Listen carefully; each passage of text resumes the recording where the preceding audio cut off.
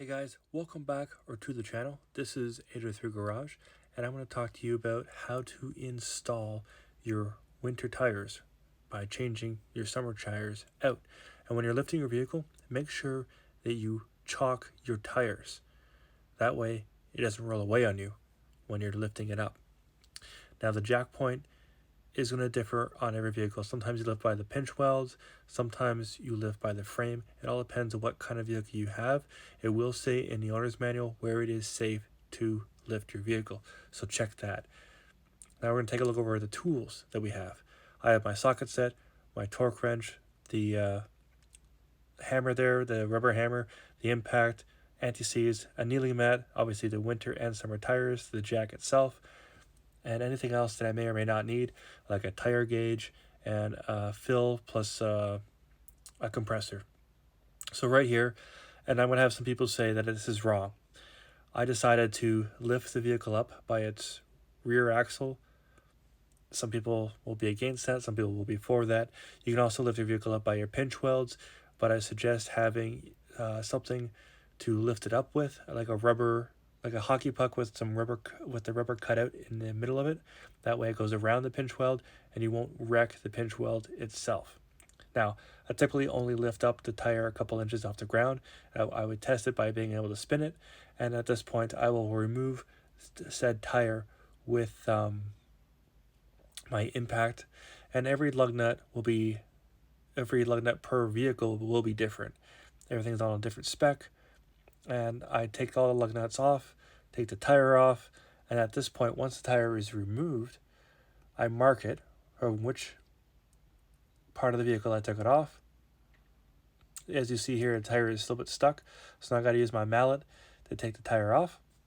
Sometimes that happens, that's why you put anti-seize on the hub, and I mark the tires from where I took it off, as I was saying.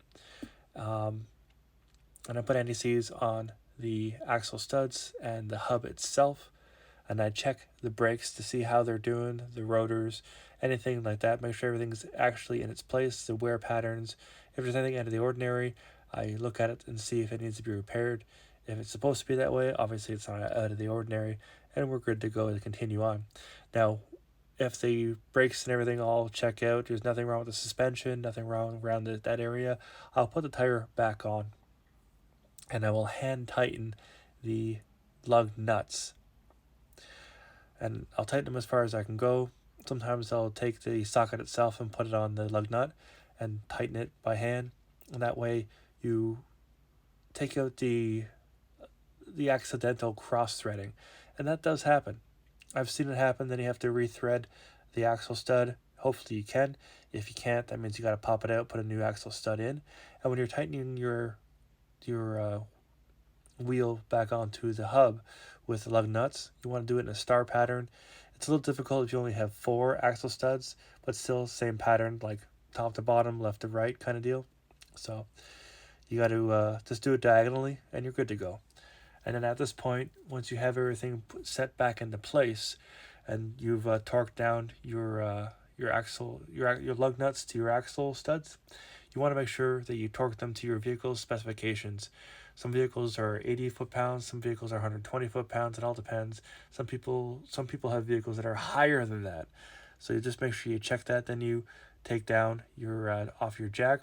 Now, in some cases, you'll probably want, if you have a full frame, it's even easier to lift up a vehicle, because you can lift it up, put an axle stand underneath it, and then drop the vehicle down onto that. Keep the jack in place as long as possible. I don't ever recommend lifting up the vehicle just on a jack stand, because it could what do you call it? The jack itself, because it could lift over, fall over, the vehicle could shift. I often actually put on the e-brake and then make sure everything is secure that way, plus the axle stand, plus the wheel chocks, more than one, and that way you're safe. And right now you see me torquing the axle studs to the correct specs. Now, just going around the vehicle, I will check it over. Actually, not yet. Currently I am testing each tire to see if it's at the appropriate PSI. It'll be actually written on the tire itself. Some tires run at 35 psi, some run at 45 psi, some run at 80 psi. It all depends on the kind of vehicle you have, the kind of tires you have. Just make sure you read your tire, and it will tell you. Also, the tire will have its own ratings for snow and driving conditions and things of that nature. These are your typical cheap winter tires.